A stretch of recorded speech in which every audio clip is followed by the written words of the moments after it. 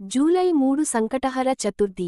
వినాయకుడికి ఇలా ముడుపు కడితే అప్పుల బాధలన్నీ మాయం. అందరికీ నమస్కారం. ఎంత సంపాదించినా ఇంట్లో డబ్బు నిలవకపోవడం, అప్పుల బాధలతో సతమతమవుతున్న వారికి ఒక అద్భుతమైన పర్వదినం రాబోతోంది. అదే జూలై 3న వస్తున్న సంకటహర చతుర్థి. విఘ్నాలను తొలగించే ఆ వినాయకుడికి ఈ పవిత్రమైన రోజున ముడుపు కట్టి, గరికతో ఒక చిన్న పరిహారం చేస్తే మీ అప్పుల బాధలన్నీ మంచులా కరిగిపోతాయి. ఆ అద్భుతమైన పరిహారం ఏమిటి, ముడుపు ఎలా కట్టాలి, వ్రత నియమాలు ఏమిటి అనే విషయాలను ఇప్పుడు మనం ఈ వీడియోలో వివరంగా తెలుసుకుందాం. ముందుగా లైక్ చేసి మన ఛానల్ని సపోర్ట్ చేయండి.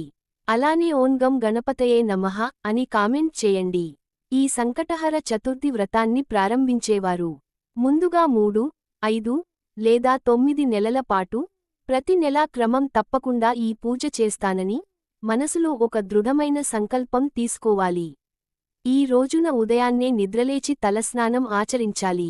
అయితే ఈ రోజున తలకి నూనె రాయకూడదని, ఇంట్లో మాంసాహారం వండకూడదని, అలాగే ఖచ్చితంగా బ్రహ్మచర్యం పాటించాలని శాస్త్రాలు సూచిస్తున్నాయి. స్నానం ముగిసిన తర్వాత పూజా మందిరాన్ని శుభ్రం చేసుకుని స్వామివారికి ఎంతో ఇష్టమైన ఎర్రటి లేదా పసుపు రంగు వస్త్రాలు ధరించడం మంచిది. ఈ పూజలో అత్యంత ముఖ్యమైన ఘట్టం స్వామివారికి మన కోరికను తెలుపుతూ ముడుపు కట్టడం. దీనికోసం ఒక ఎర్రటి లేదా పసుపు రంగు జాకెట్ ముక్కను తీసుకుని దానికి 4 వైపులా గంధం, కుంకుమతో బొట్లు పెట్టాలి.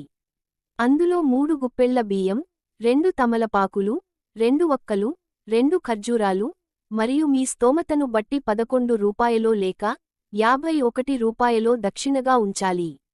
ఆ తర్వాత మీ మనసులోని ఆర్థిక సమస్యలు, అప్పుల బాధలు తొలగిపోవాలని బలంగా కోరుకుంటూ ఆ వస్త్రానికి 3 ముళ్ళు వేసి ముడుపు కట్టి స్వామివారి పాదాల చెంత ఉంచాలి.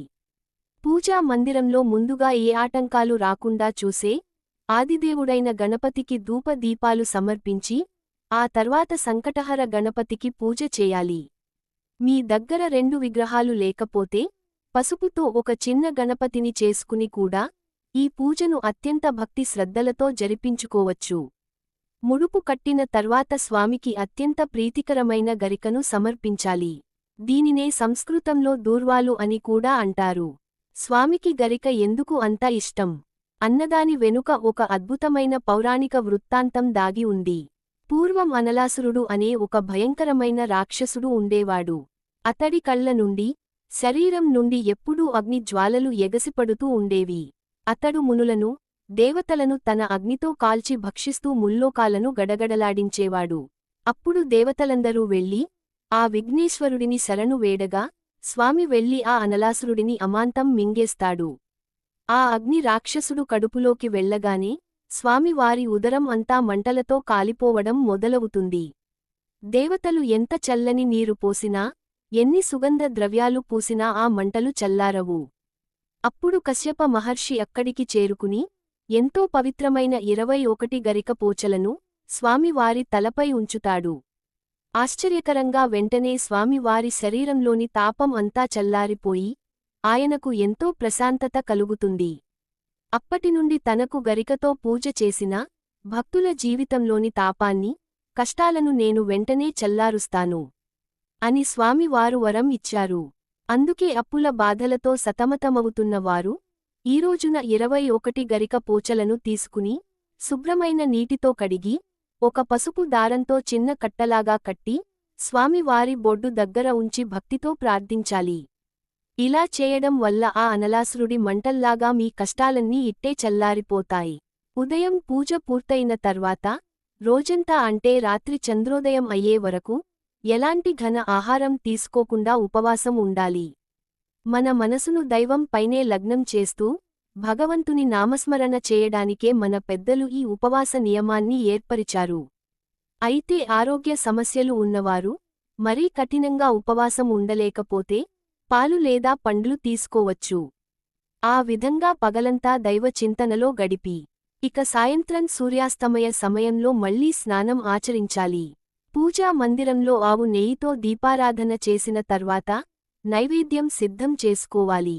దానికోసం ఉదయం స్వామివారి దగ్గర కట్టిన ముడుపును విప్పి అందులోని బియ్యాన్ని ఉపయోగించి స్వామికి అత్యంత ఇష్టమైన బెల్లం పరమాన్నం లేదా ఉండ్రాళ్లను తయారు చేసి నైవేద్యంగా సమర్పించాలి.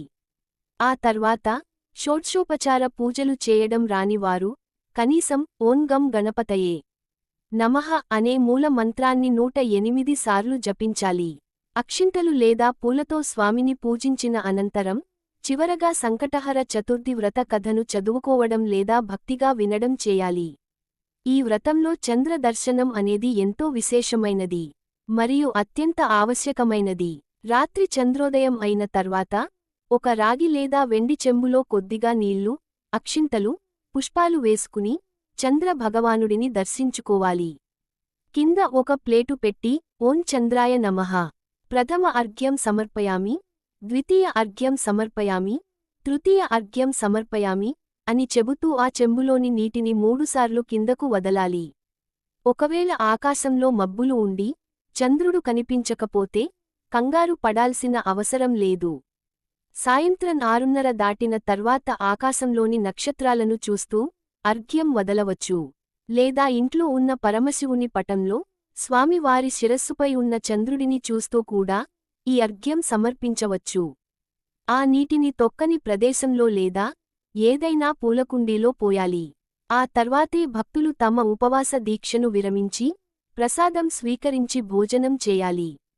ఈ విధంగా సంకటహర చతుర్థి వ్రతాన్ని ఆచరించి స్వామికి ముడుపు కట్టి గరికను సమర్పిస్తే మీ అప్పులన్నీ సులభంగా తీరిపోయి కుటుంబంలో సిరిసంపదలు వృద్ధి చెందుతాయి.